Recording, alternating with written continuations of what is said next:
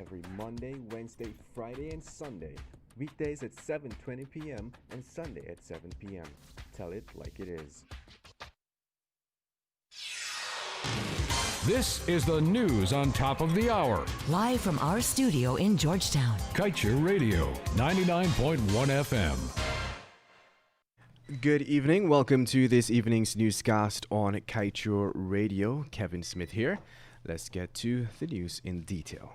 President of the Bolivarian Republic of Venezuela, Nicolas Maduro, has issued a presidential decree reinforcing the country's claim to Guyana's Essequibo region.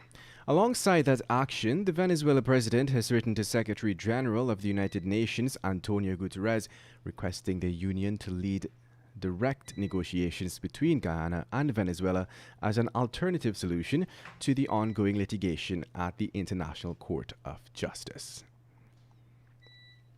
And now let's tell you, a Brazilian man on Wednesday died in a hammock after he complained about abdominal pain and swelling.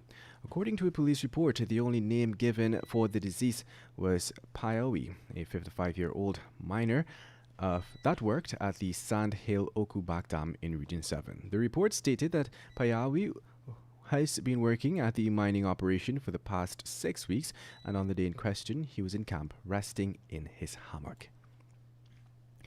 Meanwhile, even though Vice President Dr. Bharat Jagdeo has disclosed that the government has decided to land the gas-to-shore project at Wales, West Bank Demerara, the administration is still to release the relevant environmental studies which support that choice.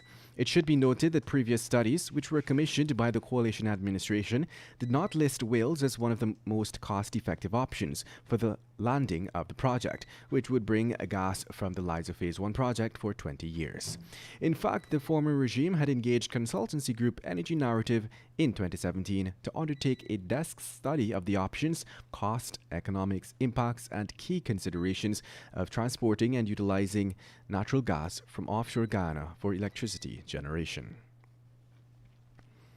And now let's tell you, as part of its mandate, the Commercial Registry is calling on companies in Guyana to submit the names of their beneficial owners. The beneficial owners are the people who ultimately control an asset, as well as benefit from its use. Importantly, the registry stated that all notices previously published or issued in relation to beneficial ownership, including the notice that had been published in the official gazette, had been withdrawn. The call for companies to submit their names of their beneficial owners comes at a time when there is a large contention over the beneficial owners of the Kaieteur and Kanji blocks, two oil blocks that were awarded under the PPPC by former President Donald Ramotar just before he demitted office in May of 2015.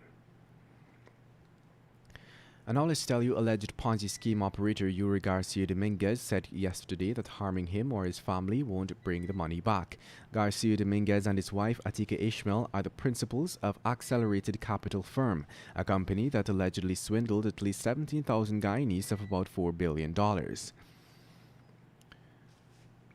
And moving on, a 50-year-old Foster Gravesend, who underwent a trial and was convicted for murder by a mixed 12-member jury in the High Court yesterday, was jailed for 56 years.